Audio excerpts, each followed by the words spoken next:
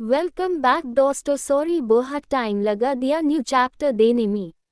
रक्षित को बचाना और उसका सेवियर। उनके अंदर जाते ही वो उस बुर्जुक को लेकर आगे बढ़ गई।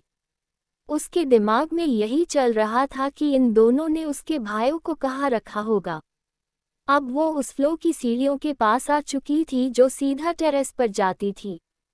उसने गौर से देखा तो वहाँ कई कदमों के निशान थे। फिर वो खिड़की से बाहर झांकती है तो उसे नजर आता है कि पुलिस और आर्मी की टीम अंदर आ चुकी है और सभी गैंग मेंबर भाग गए हैं। तो इसका मतलब वो गैंग मेंबर ऊपर टेरेस पर है। उसे भी वही जाना होगा, लेकिन वो इन्हें अकेला छोड़कर जा भी तो नहीं सकती थी। तभी कुछ गार्ड्स उसके सामने आ गए। रितिका ने जल्दी से उनके ऊपर गन पॉइंट की, लेकिन तभी सभी गार्ड्स झुक गए और बोले, मैम, हमें मैनेजर सर ने भेजा है आपकी हिफाजत के लिए, लेकिन लाइट जाने की वजह से हमें आप तक पहुंचने में देर हो गई। क्या आप ठीक है? रितिका उनकी बात सुनकर रिलैक्स हुई। फिर उसकी नज़र उनके बैच पर गई जिस पर क्राउन बना हुआ था, लेकिन उसने ज़्यादा ध्यान नहीं दिया क्योंकि अभी उसे अपने भाइयों की फिक्र हो रही थी। वो बुर्जुग आदमी भी हैरानी से सामने खड़े गार्ड्स को देख रहा था। तभी उसे रितिका की आवाज़ सुनाई दी, मैं ठीक हूँ, आप दादाजी को यहाँ से लेकर जाओ और जल्दी से इन्हें हॉस्पिटल पहुँचाओ। मुझे कुछ काम है। और हाँ, आर्मी के लीडर से कहना कि ये लोग टेरेस से भागने का प्ले कर रहे हैं। अब जल्दी जाओ, नहीं तो वो यहाँ कभी भी आ सकते हैं। वो 5 गार्ड्स थे। उनमें से 2 गार्ड रितिका के पास ही रुक गए और बाकी के 3 उस बुजुर्ग को लेकर चले गए। बेटा, अपने दादाजी से मिलने जरूर आना और अपना ध्यान रखना, उन्होंने बहुत ही प्यार से कहा तो रितिका ने भी हाँ कह दिया। उनके जाते ही उसने बाकी दोनों गार्ड्स को देखा और बोली, मैं टेरेस पर जा रही हूँ, तुम दोनों यहाँ छुप जाओ। अभी यहाँ 2 नकाबपोश आएंगे, तुम्हें उन पर नजर रखनी है। तुम दोनों में से एक ही पीछा करेगा और एक छुपा रहेगा क्योंकि वो असासिन है, बहुत ही चालक। कदमों की आहट भी भांप लेते हैं, सावधान रहना। दोनों गार्ड्स ने हाँ में सिर हिला दिया और छुप गए। उनकी तेजी देखकर रितिका इम्प्रेस हुई। चलो, ये उन गार्डों से तो ज्यादा तेज और समझदार लगते हैं। उसके बाद वो दबे कदमों से सीढ़ियां चढ़ने लगती है। वही दोनों गार्ड्स उसे जाते हुए देखते हैं और एक दूसरे को देखकर उदासीनता से सिर हिला देते हैं। बेचारे, उन्हें आज पता चला था कि वो कितने चालाक है, क्योंकि उन्हें भी असासिन की तरह ट्रेन किया गया था और उन्होंने कुछ समय तक ये काम भी किया था। तभी दोनों सतर्क हो गए। हल्के कदमों की आवाज आए और वही 2 लोग दिखाई दिए जो उस रेस्टोरेंट में गए थे। वो बहुत गुस्से में दिख रहे थे। उनमें से एक बोला, हमें अब निकलना होगा। मिशन तो फेल हो ही चुका है, लेकिन हम इनके हाथ नहीं लग सकते। क्या हुआ अगर हम पहली बार कोई मिशन पूरा नहीं कर पा रहे हैं? इसका ये मतलब नहीं कि हमें ये आर्मी वाले पकड़ सकते हैं। इससे पहले भी हमने इनकी नाक के नीचे से अपने काम को अंजाम दिया है। तब ये कुछ नहीं कर सके तो अब क्या कर पाएंगे? दूसरे नकाबपोश की बात सुनकर पहला वाला गंभीर हो गया। इससे पहले हम खाली हाथ भी तो नहीं गए। उसकी इस बात पर दूसरा हथियारा शांत हो गया। फिर वो दोनों सीधा टेरेस पर चले गए। दोनों गार्ड्स भी उनका पीछा करने लगे। वही जब रितिका ऊपर आई थी तो वहां का नज़ारा देखकर वो दंग रह गई। चारों तरफ लाशें पड़ी हुई थी जो कि प्रेसिडेंट की पर्सनल सिक्योरिटी टीम थी, जिन्हें सिर्फ देश के हाई अथॉरिटी के लिए तैयार किया जाता था। ये सभी गार्ड्स नेशनल सिक्योरिटी ब्यूरो की तरफ से प्रेसिडेंट के लिए अपॉइंट किए गए थे। उनमें से सब मर चुके थे सिवाय 4 लोगों के जो घुटनों के बल बैठे हुए थे। इन लोगों ने जब सबको मार दिया तो 4 गार्ड्स को जिंदा रखने का क्या मतलब हुआ?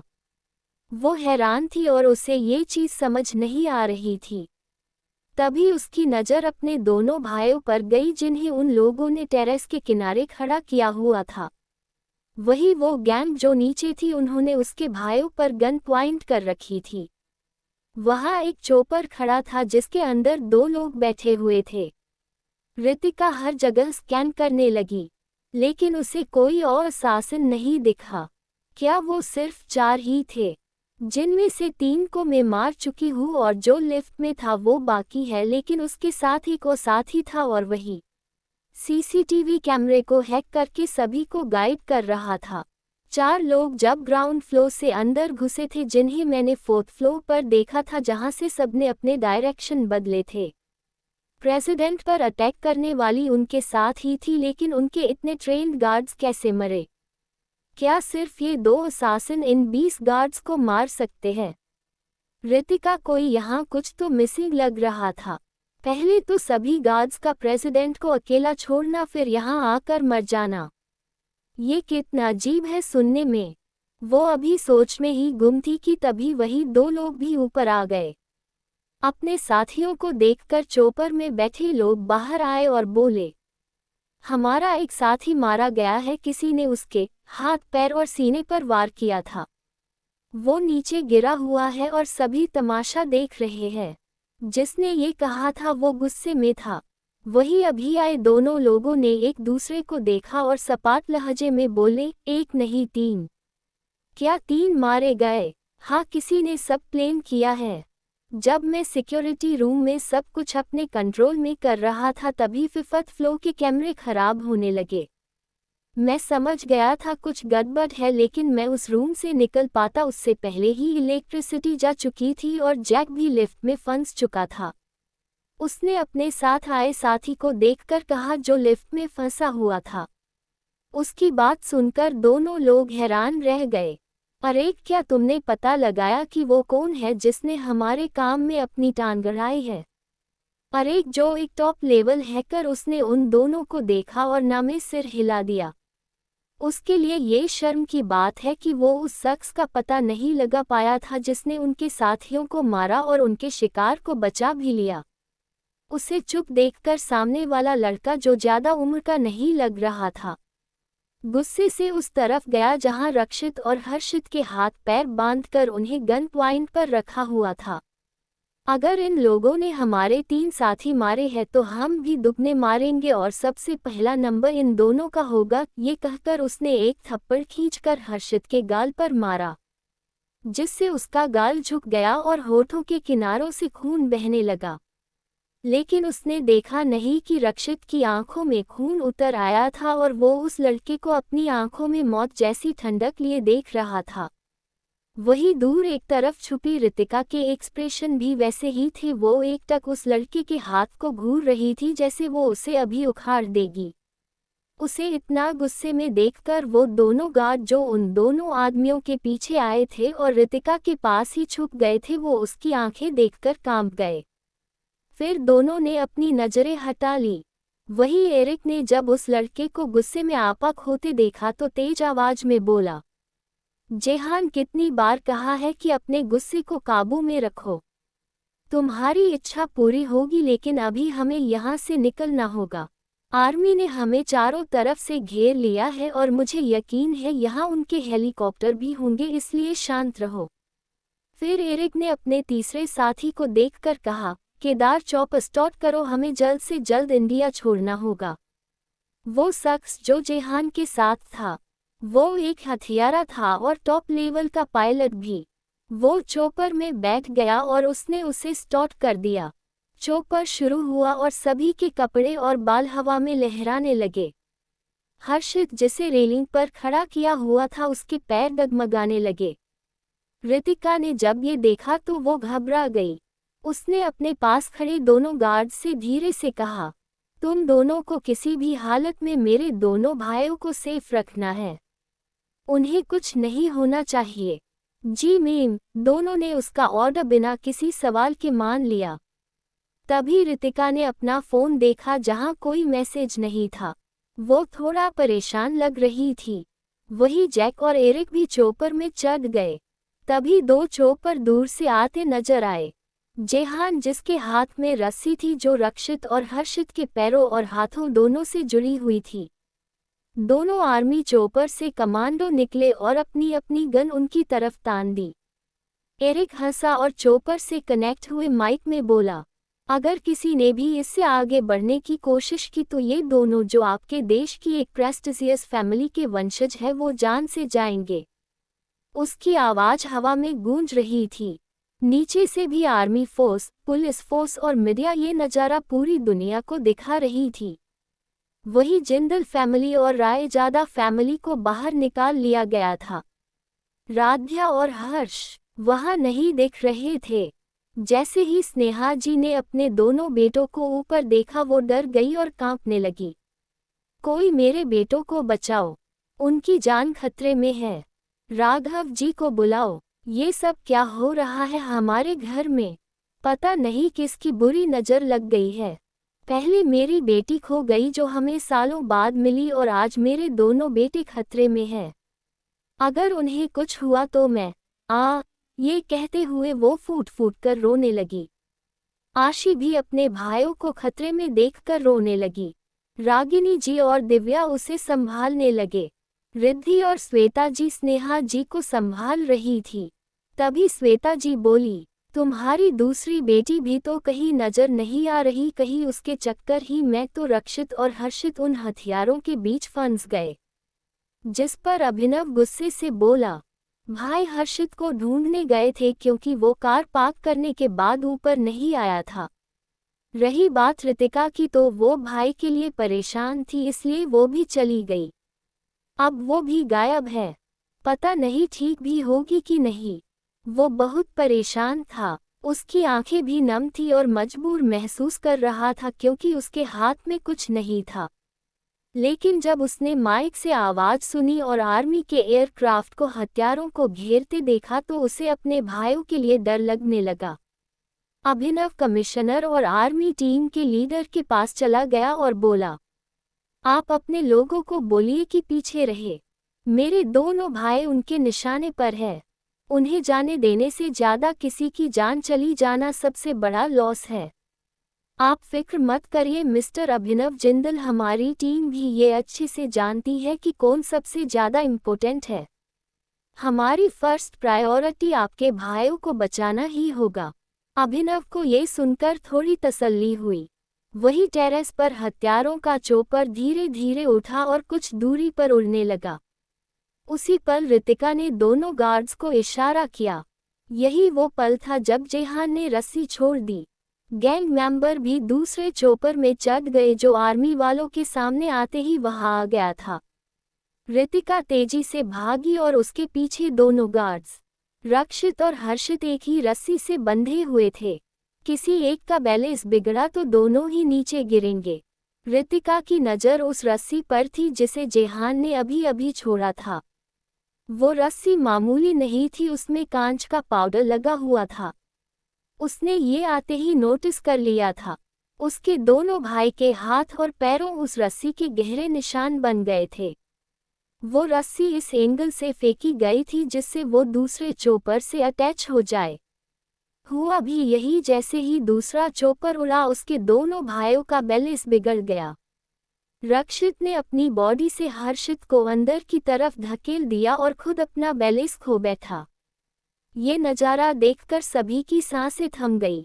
स्नेहा जी सदमे में चली गई और दर्द से चिल्लाए, रक्षित मेरा बच्चा। अभिनव की आंखें आंसुओं से भीग गई थी। भाई सब अपनी जगह जम गए। वहां शौक भरा सन्नाटा पसर गया। अब तक राघव जी और अंशुमन जी भी आ चुके थे। रायजादा फैमिली भी आ चुकी थी। अधिक बाहर आया और अपनी मां के पास चला गया। उसकी नज़र भी ऊपर की तरफ थी जहां से रक्षित गिर रहा था। पर तभी एक परछाई आई और उसने रक्षित को खींच लिया। अधिक उस छोटी सी आकृति को देखकर शौक रह गया। रितिका, अभिनव शौक हो गया, फिर मुस्कुरा उठा। अब वो बिल्कुल नहीं रुका और पुलिस को धक्का देकर मॉल के अंदर भागने लगा। रितिका ने मजबूती से रस्सी पकड़ी और अपने भाई को खींचते हुए आर्मी की तरफ देखकर चिल्लाए, अटैक। उसके ये कहते ही आर्मी की टीम के अंदर जोश भर गया और वो दुश्मनों पर टूट पड़े। हत्यारों का ग्रुप सदमे में था, लेकिन जल्दी ही वो होश में आए और उस लड़की को देखा जिसका चेहरा ढका हुआ था। एरिक नफरत से बोला, इसे हमारे प्लेन के बारे में कैसे पता चला? जेहान जो गुस्से से पागल होने वाला था, चिल्लाया, इस लड़की को मत छोड़ना और दोनों लड़कों को मार दो। उसके ये कहते ही गैंग के मेंबर्स ने तीनों पर निशाना साध दिया। रक्षित ने जब देखा उसकी बहन के जान खतरे में है तो वो चिल्लाया, प्रिंसेस जाओ यहाँ से, मैं ठीक हूँ। लेकिन रितिका ने कुछ नहीं सुना। वो और भी तेजी से उन्हें ऊपर खींचने लगी। उसकी हथेली कट चुकी थी और खून बहकर रस्सी को लाल कर रहा था। रक्षित को दर्द हो रहा था अपनी बहन के खून को बहता देख। अब वो भी जल्दी से ऊपर जाने के लिए कोई सपोर्ट ढूंढने लगा। तभी उसे एक कोने पर पाइप दिखा। उसने उसे अपनी बॉडी को ऊपर धक्का देते हुए पकड़ लिया। वो इस वक्त मुंह के बल लटका हुआ था। उसने रस्सी बंधे हाथों से पाइप को पकड़ लिया था। इससे रितिका को मदद मिली क्योंकि अब रक्षित दीवार का सपोर्ट लेकर ऊपर आने की कोशिश कर रहा था। हर्षित की रस्सियां एक गार्ड ने खोल दी और दूसरा रितिका को कवर करके सामने के लोगों पर फायरिंग कर रहा था। वही हर्षित जैसे ही छूटा वो भी भागकर अपनी बहन के पास आया और अपने भाई को खींचने में उसकी मदद करने लगा। थोड़ी देर में रक्षित ऊपर आ गया। नीचे खड़े लोगों ने जब ये देखा तो उन्हें तसल्ली हुई। स्नेहा जी और राघव जी की सांस में सांस आए जब उन्होंने अपने दोनों बेटों को सही सलामत देखा। राघव जी की आंखें अपनी बेटी पर थी जो हमेशा नाजुक दिखती थी, लेकिन आज वो अलग ही नजर आ रही थी। उन्हें उस पर प्राउड फील हो रहा था, लेकिन कुछ देर बाद ही उनके एक्सप्रेशन जिन पर शांति छाई थी उन पर फिर से डर नजर आने लगा। कुछ देर पहले रितिका ने अपने भाई को ऊपर खींच लिया था। वो उन्हें वहां से साइड ले जाने लगी कि तभी वही 4 नेशनल सिक्योरिटी ब्यूरो के गार्ड्स जो बुरी तरह घायल नजर आ रहे थे उठे और उन्होंने बिना देरी के उन तीनों पर गोलियां चला दी। हर्षित हैरान रह गया, लेकिन रितिका ने जल्दी से रिएक्ट किया और उन्हें शूट करने लगी। उसे पहले से ही उन चारों पर शक था, इसलिए वो सावधान थी। उसका निशाना बहुत अच्छा था, सीधा माथे के बीच या फिर सीने के आर पार। चारों गार्ड्स ढेर हो गए, लेकिन तभी पीछे से एक गोली रितिका की तरफ चली और उसकी बांह में घुस गई और खून बहने लगा। उसकी हल्की कराह निकल गई। तभी रितिका के पेट में बहुत तेज दर्द हुआ और उसने खून उगल दिया। रक्षित और हर्षित चिल्लाए, प्रिंसेस, लेकिन तब तक देर हो चुकी थी। दूसरी गोली का निशाना उसका सीना था। जेहान जो गुस्से में पागल हो गया था वो इस लड़की को मार देना चाहता था, इसलिए उसने चुपके से उसे शूट कर दिया। रितिका की नज़र अपने मुंह से निकले खून पर थी जो गहरा लाल था, जैसे उसमें लाल और काला खून मिला हो। क्या मेरे अंदर कोई जहर है? वो हैरान थी, लेकिन स्थिति का अंदाजा भी था। वो वहां से कूदती, लेकिन तभी 2 मजबूत हाथों ने उसे कमर से थाम लिया और उसके हिस्से की गोली उस शख्स ने अपनी पीठ पर ले ली। रितिका की आंखें उस चेहरे पर टिक गई। आंखों पर बड़े चश्मे, बाल बिखरे पसीने से भरे थे, कपड़े अस्त व्यस्त जैसे वो कहीं से भागकर आया हो, लेकिन उसकी वो ग्रे आंखें बहुत कुछ बयान कर रही थी। एक और गोली चली, तभी रितिका ने उसे कसकर पकड़ा और नीचे की तरफ छलांग लगा दी। कूदते हुए उसने एक हाथ से फायर किया और दूसरे से खंजर फेंक दिया। जेहान जो खुश हो रहा था उसकी चीख निकल गई। गोली कान के पास लगी और वहां से खून बहने लगा। खंजर इतना तेज था कि उसका वही हाथ कटकर अलग हो गया जिससे उसने हर्षित को थप्पड़ मारा था और उस पर गोली चलाई। रितिका उसे दर्द में देखकर किसी डेविल की तरह मुस्कुराए और तेज आवाज में बोली, मैं किसी का उधार नहीं रखती, खासकर तुम जैसे कायरों का तो बिल्कुल भी नहीं। क्या रितिका और वो अनजान शख्स नीचे गिरने से खुद को बचा लेंगे? कौन है जिसने रितिका के लिए अपनी जान की परवाह तक नहीं की? 11 रितिका को देखकर अक्ष की सांसें थमना। अब तक क्या मेरे अंदर कोई जहर है? वो हैरान थी, लेकिन स्थिति का अंदाजा भी था। वो वहां से कूदती, लेकिन तभी 2 मजबूत हाथों ने उसे कमर से थाम लिया और उसके हिस्से की गोली उस शख्स ने अपनी पीठ पर ले ली। रितिका की आंखें उस चेहरे पर टिक गई। आंखों पर बड़े चश्मे, बाल बिखरे पसीने से भरे थे, कपड़े अस्त व्यस्त जैसे वो कहीं से भाग कर आया हो, लेकिन उसकी वो ग्रे आंखें बहुत कुछ बयान कर रही थी। एक और गोली चली तभी रितिका ने उसे कसकर पकड़ा और नीचे की तरफ छलांग लगा दी। कूदते हुए उसने एक हाथ से फायर किया और दूसरे से खंजर फेंक दिया। जेहान जो खुश हो रहा था उसकी चीख निकल गई। गोली कान के पास लगी और वहां से खून बहने लगा। खंजर इतना तेज था कि उसका वही हाथ कटकर अलग हो गया जिससे उसने हर्षित को थप्पड़ मारा था और उस पर गोली चलाई। रितिका उसे दर्द में देखकर किसी डेविल की तरह मुस्कुराए और तेज आवाज में बोली, मैं किसी का उधार नहीं रखती, खासकर तुम जैसे कायरों का तो बिल्कुल भी नहीं। अब आगे। इस वक्त रितिका के दोनों हाथ हवा में थे। एक में गन थी, दूसरे से उसने वही खंजर फेंका था जिसे जाते समय वो बुजुर्ग उसके पास छोड़ गए थे। तभी उसे अपने कानों के पास गर्म सांसें महसूस हुई। उसे याद आया कि इस वक्त वो किसी की बाहों में है। उसने उस लड़के की आंखों में देखा और सोचने लगी, मैंने कैसे किसी अजनबी पर भरोसा कर लिया और खुद को उसके हवाले कर दिया। रितिका खुद अपने एक्शन से हैरान थी। इस वक्त उसने अपने सभी गॉड डाउन कर दिए थे और उसका ये सेवियर उसे छोड़कर खुद को गिरने से भी बचा सकता था, लेकिन उसने ऐसा नहीं किया। वो उसकी गहरी ग्रे आंखों में देखने लगी। जैसे ही रितिका ने उसे देखा और दोनों की नजरें मिली, उसी पल उस लड़के की सांसें जैसे थम सी गई थी। रितिका उसे सांस न लेता देख डर गई। उसका हाथ अनजाने में उसके सीने पर दिल की जगह चला गया जिसने एक पल के लिए धड़कना बंद कर दिया था और अगले ही पल धक धक की तेज आवाज के साथ धड़क उठा। रितिका जो उसके सीने से लगी थी वो उसके दिल के धड़कने की आवाज साफ सुन पा रही थी। बेख्याली में उसकी आंखें बंद हो गई और उसने अपना पूरा भार उस शख्स पर डाल दिया। क्या यही वो है? आंखें बंद किए उसने सोचा और उसके होठ के कोने हल्के से मुड़ गए। वही उस लड़के ने भी रितिका को खुद में अच्छी तरह से समा लिया। अब उसकी सांस में सांस आई थी। वो उसके बालों में सिर डाले रितिका की भीनी खुशबू अपने अंदर समा रहा था। वो खुशबू जो उसके बदन और बालों से आती हुई उसमें घुल रही थी।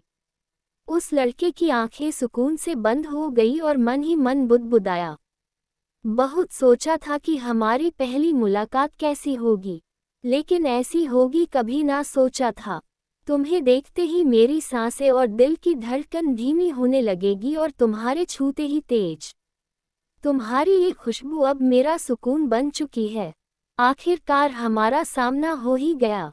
वही नीचे खड़ा अधिक जो जिसकी धड़कनें रितिका को गिरते देख धीमी हो गई थी, लेकिन जब उसने उसे किसी दूसरे की बाहों में देखा तो उसके हाथ की मुट्ठी बंध गई। उसे ऐसा महसूस हो रहा था जैसे उसने कोई कीमती चीज खो दी हो। उसके दिल में एक टीस सी उठ रही थी, लेकिन उसके मन में सवाल भी था, मुझे क्या फर्क पड़ता है? वैसे भी हम दोनों का रिश्ता सिर्फ नाम का था जो कल ही खत्म हो चुका है। मैं उस जैसी डिस्पेरेट लड़की को कभी पसंद नहीं कर सकता। ये सोचकर उसके एक्सप्रेशन कोल्ड हो गए। प्रिंसेस, रक्षित और हर्षित रेलिंग से नीचे देखते हुए चिल्लाए। उनकी आंखें लाल थी और आंसू बह रहे थे। वो हारा हुआ महसूस कर रहे थे कि वो अपनी बहन की रक्षा भी नहीं कर पाए। तभी रितिका जो हवा में थी उसने अपने दोनों भाइयों को देखा जो रो रहे थे। वो चिल्लाए, मैं ठीक हूँ भाई, मैं यू। उसके ये कहते ही जब उन्होंने नीचे देखा तो पहले तो हैरान हुए, फिर मुस्कुरा उठे। रितिका उन्हें नीचे देखने का इशारा कर रही थी, जहां का नजारा ही अलग था। नीचे उसी स्टो के गार्ड्स हर्ष, राध्या और अभिनव गेम सेक्शन से ट्राम्पोलिन ले आए थे। उसके ऊपर गद्दे भी रखे हुए थे जिससे ऊंचाई से गिरने उन्हें चोट ना लगे। राध्या तो अपनी दोस्त का मोमेंट रिकॉर्ड कर रही थी। पहले तो वो भी डर चुकी थी, लेकिन जब उसने सब कंट्रोल में देखा तो खुश हो गई और खुद को इस यादगार सीन को रिकॉर्ड करने से रोक नहीं पाई।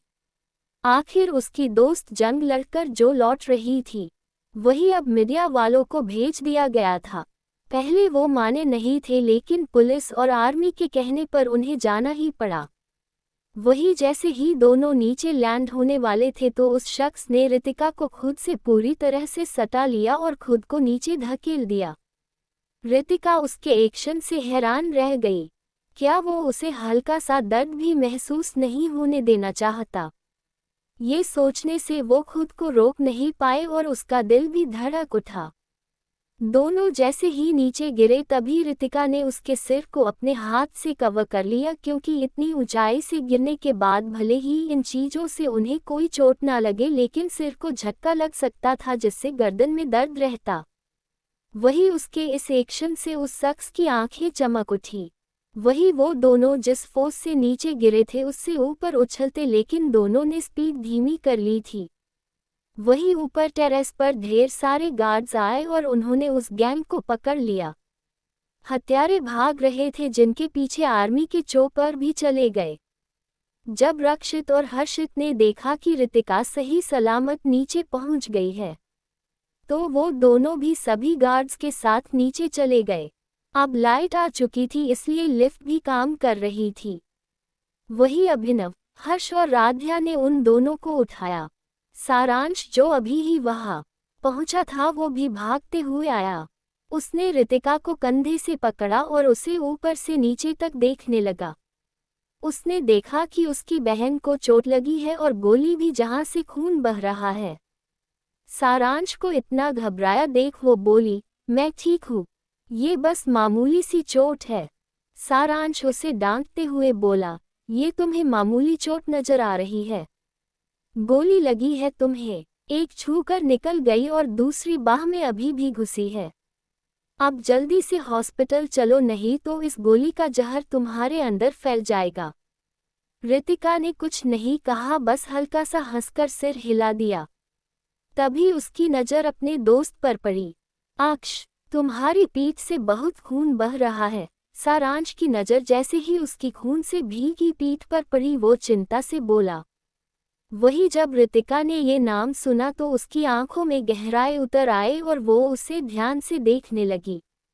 अक्ष, उसके मुंह से हल्के से निकला तो उस लड़के की नज़र उस पर ठहर गई।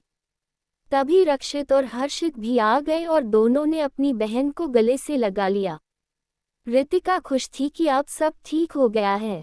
उसने अपने भाई की किस्मत बदल दी है और इस बार उन्हें कोई दर्द नहीं सहना पड़ा। आरजे हॉस्पिटल, ये हॉस्पिटल रक्षित का था। इसका नाम उसने अपनी बहन रितिका के इनिशियल लेटर से रखा था। हॉस्पिटल में इस वक्त पूरी फैमिली थी। उनके साथ रायजादा फैमिली भी थी। स्नेहा जी को अपने दोनों बेटों की फिक्र थी। उन्होंने तो रितिका को देखा तक नहीं था। वो इस वक्त हर्षित के पास बैठी थी और डॉक्टर से उसके जख्मों पर ध्यान से दवा लगाने को कह रही थी।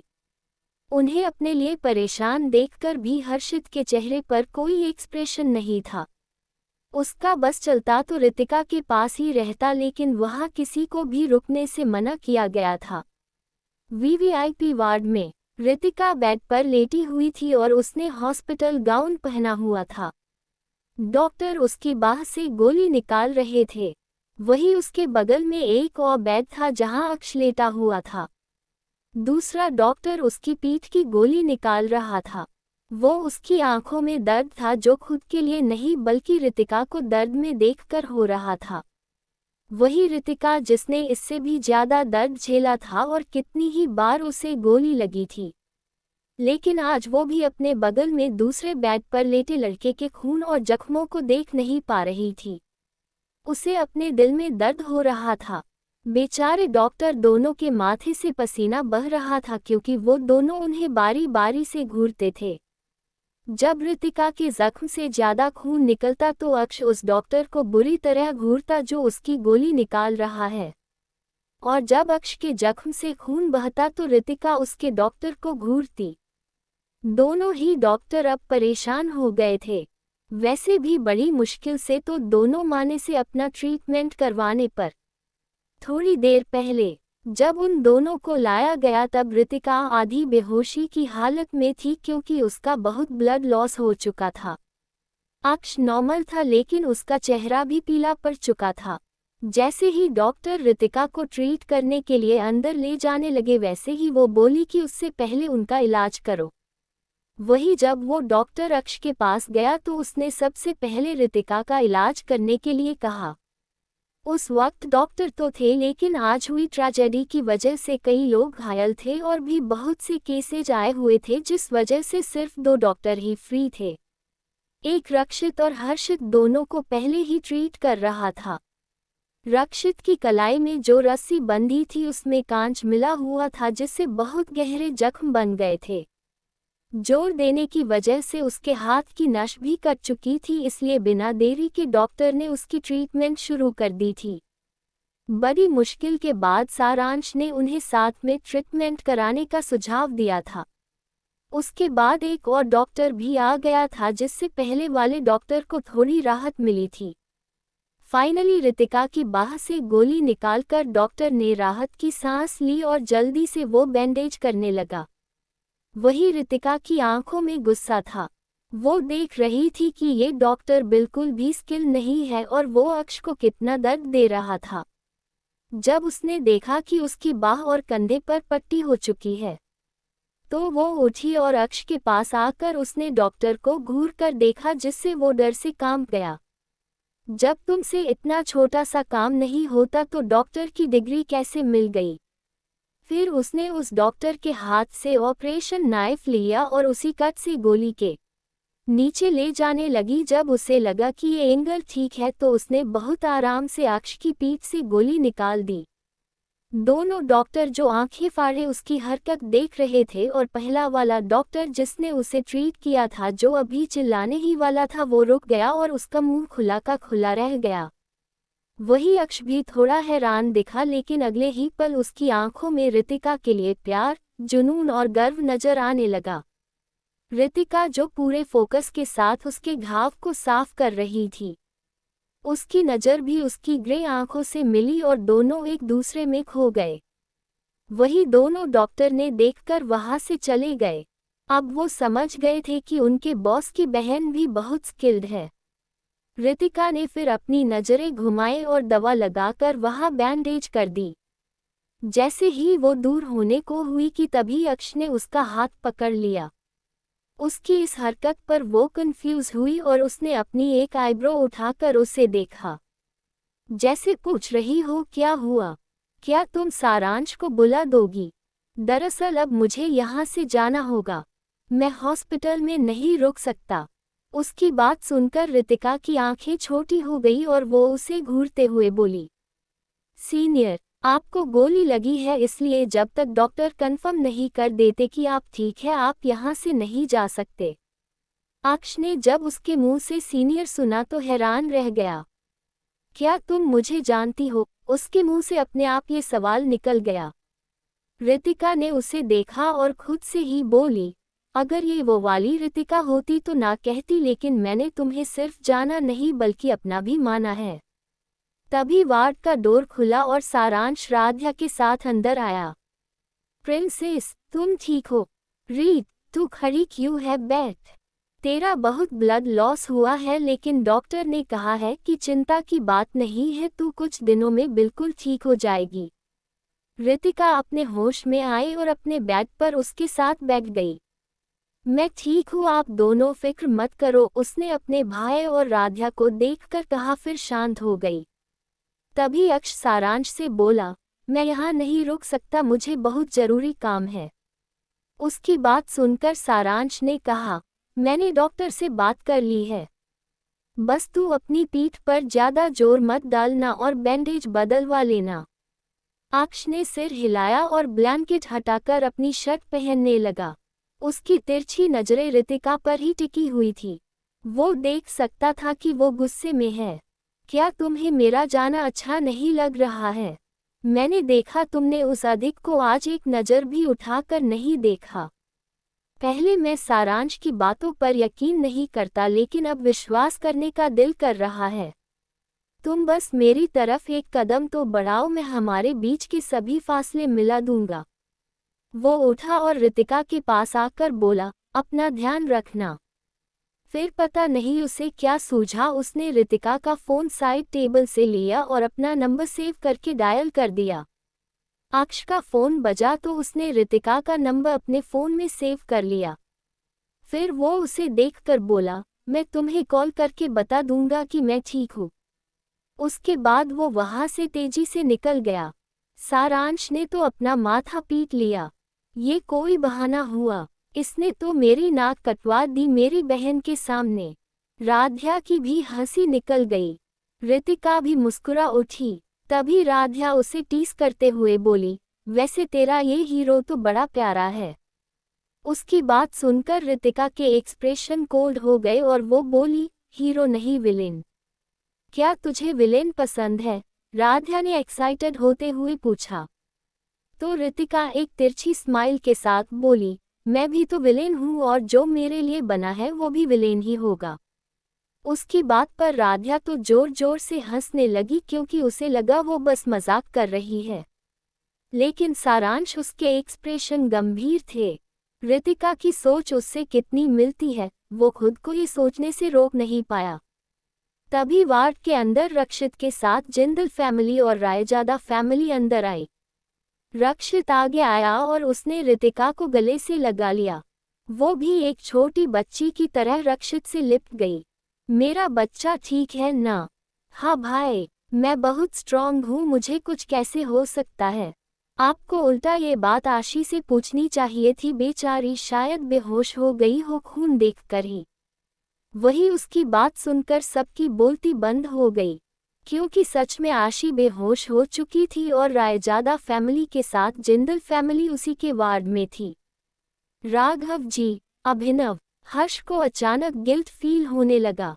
वो अपनी बेटी बहन जिसे गोली लगी थी उसे छोड़कर उसकी फिक्र कर रहे थे जो बस बेहोश ही हुई थी। वही उनके एक्सप्रेशन देखकर रितिका तिरछा मुस्कुराए। आशी, आशी, आशी, तुम इतनी मासूम कैसे हो? कोई क्या सच में इतना अच्छा हो सकता है जितना तुम्हारे बारे में मैंने नॉवेल में पढ़ा? अक्ष को इतनी जल्दी में कहा जाना था। क्या आशी सच में बेहोश हुई थी या ये बस उसका नाटक था? रितिका की दीवानगी और अक्षय एक अनाथ। अब तक आपने पढ़ा, रितिका आशी का मजाक उड़ाती है और उसे ताने मारती है कि वो खून देखकर ही बेहोश हो गई। स्नेहा जी ने जब उसकी बातें सुनी तो गुस्सा हो गई। तुम कहना क्या चाहती हो? मेरी बेटी डर गई थी क्योंकि वो बहुत मासूम और साफ दिल की है। वो खून खराबा नहीं देख सकती तुम्हारी तरह और न ही किसी को मार सकती है।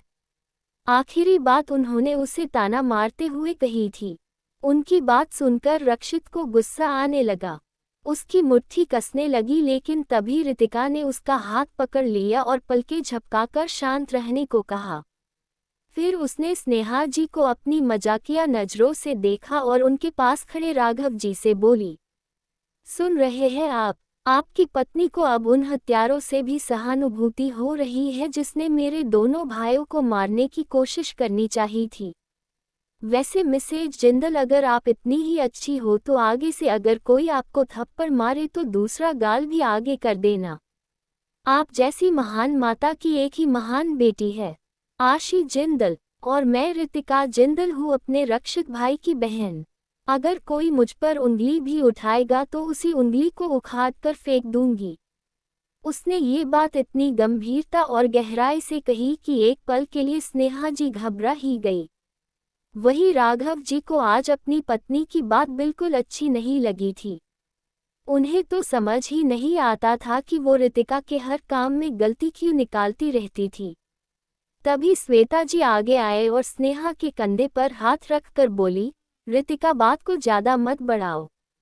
स्नेहा ने बस इतना कहा कि तुम एक लड़की हो और तुम्हें ये खून खराबा क्या शोभा देता है।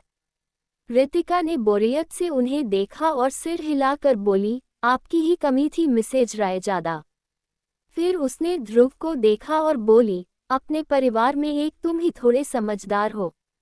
ये सुनकर वो खुश हो गया। बेचारा, उसने ध्यान ही नहीं दिया कि उसने उसे थोड़ा समझदार कहा है। तभी रितिका आगे उससे पूछती है, तो एक सवाल का जवाब दो। कैसा सवाल? ध्रुव कंफ्यूज हो जाता है। रितिका स्नेहा और श्वेता जी को देखकर उससे पूछती है, क्या बंदूक से निकली गोली लड़का लड़की देखती है या कोई दुश्मन लड़की समझकर छोड़ देता है। इस पर ध्रुव साफ शब्दों में कहता है, बंदूक की गोली बस उसी दिशा में जाती है जहां उसे मोड़ा जाता है, और दुश्मन जब इंसान हो तो लड़की या औरत को देखकर वो उसे कभी नहीं छोड़ता। सुना आपने, आपके बेटे के ही शब्द है। जब जब सतयुग या त्रेता युग में युद्ध हुए हैं तब तब एक स्त्री ने अपने सम्मान या फिर अपने प्रेम या परिवार के लिए हथियार उठाए हैं। उस पल कोई ये नहीं सोचता कि वो स्त्री है, बल्कि ये देखता है कि उसकी हिम्मत कितनी बड़ी है। उसकी बात सुनकर श्वेता जी अब कुछ नहीं बोल पाती। उन्हें ऐसा लगता है जैसे उनकी ही सोच बहुत गिरी हुई है, जो सच भी था। फिर रितिका ने स्नेहा जी को देखा और बोली, मैंने अपने भाइयों के लिए या खुद को बचाने के लिए किसी को जान से मार भी दिया तो मुझे कोई पछतावा नहीं है। सामने वाला मुझे या मेरे चाहने वालों को मारे उससे पहले ही मैं उन्हें जड़ से उखाड़ दूंगी, यही मेरा उसूल है। रक्षित ने उसका सिर सहलाया और बोला, तुमने बिल्कुल सही कहा है और जिंदल फैमिली की बेटी को ऐसा ही होना चाहिए। तभी तो दादी ने अपना बिजनेस तुम्हें दिया है, क्योंकि वो तुम्हारी काबिलियत जानती है। जिस पर रितिका मुस्कुरा उठी। वही फिर से दादी के बिजनेस की बात आते ही मानसी जो शांति थी उसकी आंखों में जलन उभर आई। वही आशी के वार्ड में इस वक्त अधिक, शुभ, विवान और दिव्या मौजूद थे। जहां दिव्या आशी के लिए फ्रूट कट कर रही थी क्योंकि उसे अपनी दवा लेनी थी। बाकी सभी वही रखे सोफे पर बैठे हुए थे। अधिक का ध्यान अपने फोन में था। वो ऑफिस का वर्क कर रहा था और शुभ भी उससे किसी प्रोजेक्ट के बारे में डिस्कस कर रहा था। विवान शांति से बैठा आज हुए हादसे के बारे में सोच रहा था। तभी दिव्या ने उसे आवाज दी, विवान भाई, अब लंच का टाइम तो खत्म हो चुका है, लेकिन सब सुबह का ब्रेकफास्ट किए हुए ही है। मुझे लगता है कि हमें लंच ऑर्डर कर देना चाहिए। रक्षित जी, हर्षित और आशी के लिए भी कुछ हेल्थी घर से बनवा लेते हैं। मैं हमारे हेड शेफ से कह देती हूँ। दिव्या की बात सुनकर विवान ने कहा, ठीक है, पहले मैं पूछकर आता हूँ लंच के लिए कहीं किसी ने पहले से ऑर्डर तो नहीं कर दिया। जिस पर दिव्या ने भी सिर हिलाया और खुद भी खड़ी होकर बोली, मैं भी चलती हूँ भाई। फिर उसने सेब की प्लेट आशी के पास रख दी और बोली, तुम्हें अधिक भाई खिला देंगे। मैं आती हूँ, तुम उनके साथ थोड़ा टाइम स्पेंड करो। उसकी बात सुनकर आशी शर्मा गई। दिव्या ने शुभ को इशारा किया तो वो भी उनके साथ बाहर चला गया। अधिक ने भी दिव्या की बात सुनी थी। उसने अपनी नज़र उठाकर आशी को देखा जो अपनी आंखों में उम्मीद लिए उसे देख रही थी। उसकी इसी मासूमियत की वजह से अधिक मजबूर हो जाता था। ऐसा नहीं था कि उसे आशी से गहरा प्यार था इसलिए उसने उसे चुना, बल्कि उसे वो अपने टाइप की लड़की लगती थी, जो शांत है और रिश्तों की कद्र करती है। एक वजह उसकी तरफ झुकाव की ये भी थी कि उसे रितिका का अपने आगे पीछे घूमना इरिटेट करता था, इसलिए वो आशी के करीब जाने लगा। वो उठा और उसके बैग के पास रखे स्टूल पर बैठ गया। फिर उसने प्लेट उठाई और सेब का एक पीस उसके मुंह के आगे कर दिया। आशी की आंखें चमक उठी और उसने अपनी आंखों में ढेर सारा प्यार लाते हुए उस टुकड़े को खा लिया। आशी अपने पूरे दिल से अधिक से प्यार करती थी। जब उसने उसे पहली बार देखा था, लेकिन उसने उसका पीछा नहीं किया क्योंकि वो जानती थी कि उसे चिपकू लड़कियां बिल्कुल नहीं पसंद है, जो उसने खुद नोटिस किया था। उधर जिंदल फैमिली और रायजादा फैमिली अब लॉबी में बैठी हुई थी। सब शांत थे, किसी से कुछ भी बोलता नहीं बन रहा था। तभी विवान, शुभ और दिव्या वहां आ गए। माहौल को इतना टेंस देखकर दिव्या ने अपनी मॉम से पूछा, क्या हुआ मॉम, आपका मुंह क्यों उतरा हुआ है? जिस पर श्वेता जी ने उसे देखा, फिर ध्रुव को देखकर चिढ़कर बोली, अपने भाई से पूछो। दिव्या हैरान रह गई और सोचने लगी कि उसके भाई ने क्या कर दिया जो उसकी मॉम ऐसा कह रही है। वो सवाल भरी नजरों से ध्रुव को देखने लगी तो वो मुंह बनाकर बोला, मैंने सिर्फ सही जवाब दिया था। मॉम तो ऐसे कह रही है जैसे मैंने उनकी बेइज्जती की हो। ये बोलकर उसने अपनी मॉम और बहन को नज़रअंदाज किया और हर्षित के वार्ड में चला गया। अब उसे इन लोगों के साथ बैठने का कोई शौक नहीं था। तभी विवान सबसे बोला, मैं लंच ऑर्डर कर रहा हूँ, इसलिए पूछने आया था कि किसी ने पहले से मंगा तो नहीं किया। सभी ने ना में सिर हिलाया। श्वेता जी बोली, इस चक्कर में हम भूल ही गए कि सब भूखे हैं। बेटा तुम ऑर्डर कर दो। विवान ने हाँ कहा। फिर वो जैसे ही जाने को हुआ तो उसने एक लड़के को देखा जो भागते हुए यही आ रहा था। ये यहाँ क्यों आया है? विवान ने ये बात थोड़ी तेज आवाज में कहा था जिससे सबका ध्यान भी उस लड़के पर चला गया। ये तो हमारे कॉलेज के दूसरे ग्रुप डार्क डेविल का मेंबर है ना? ये यहाँ क्यों आया है? जिस पर शुभ सीरियस वे में बोला, क्या तुम दोनों भूल गए कि जिसने रितिका को बचाया था वो भी उसी ग्रुप का मेंबर है और सारांश का जिगरी दोस्त भी। सारांश भी तो उसी ग्रुप का मेंबर है। लेकिन अक्ष तो कब का जा चुका है, तो ये अब क्यों आया है? विवान ने चिढ़कर कहा। तभी उस लड़के की नज़र भी उन सब पर पड़ी, लेकिन उसने उन्हें इग्नोर किया और सीधा रितिका के वार्ड में जाने लगा। तुम अंदर कहाँ घुसे चले जा रहे हो? वो मेरी बहन का वार्ड है और वो इस वक्त आराम कर रही है। ये बात अभिनव ने कही थी। वो लड़का रुक गया और एक स्माइल के साथ बोला, मैं सारांश के कहने पर रक्षित भाई, हर्षित और रितिका के लिए हेल्थी खाना लेकर आया हूँ। क्या अब मैं जा सकता हूँ? उसकी बात सुनकर अभिनव की आईब्रो सिकुड़ गई। वही स्नेहा जी गुस्से से बोली, उस लड़के ने सिर्फ उन तीनों के लिए खाना मंगाया लेकिन मेरी आशी को भूल गया। उनकी बात सुनकर उस लड़के, जो कि सारांश और अक्ष का दोस्त है, उसे बहुत अजीब लगा और मन ही मन बोला, कैसी माँ है, इसे अपनी घायल बेटी की कोई फिक्र नहीं है कि उसे गोली लगी है। इसे अभी भी अपनी दूसरी बेटी की फिक्र है जो सही सलामत है। उसने अपना सिर झटका, फिर बिना किसी पर ध्यान दिए अंदर चला गया। अंदर रितिका लेटी हुई थी और राध्या उसे फ्रूट जबरदस्ती खिला रही थी। वही रक्षित भी दूसरे बैग जो अक्ष के लिए डला था उस पर रेस्ट कर रहा था और सारांश उसके साइड बैठा हुआ था। दोनों ही अपनी बहन को मुंह बनाते हुए देख रही थी जिसका मन फ्रूट खाने का नहीं था। डोर खुलने की आवाज से सबका ध्यान सामने चला गया।